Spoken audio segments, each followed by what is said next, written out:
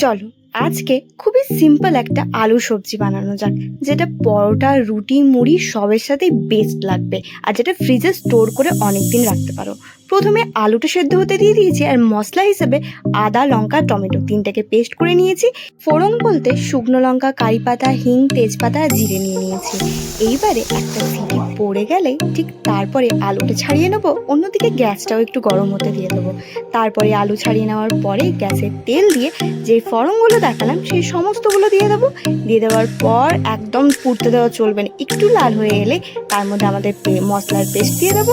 তার মধ্যে সেই মশলা ঘোলা জল দিয়ে একটু ভেজে নেওয়ার পর দেবো কয়েকটা মশলা, হলুদ গুঁড়ো, শুকনো লঙ্কা গুঁড়ো, জিরে গুঁড়ো, ব্যাস আর কিছুই না। তারপরে একটু টমেটো দিয়ে বেশ ভালো করে একটুখানি নাড়িয়ে চাড়িয়ে গোটা আলুটাকে দিয়ে একটু ম্যাশ করে ফুটিয়ে নিলে একদম রেডি। জাস্ট 5 মিনিটে। খেতে কিন্তু সুপার, ট্রাই করে জানাবে। টাটা।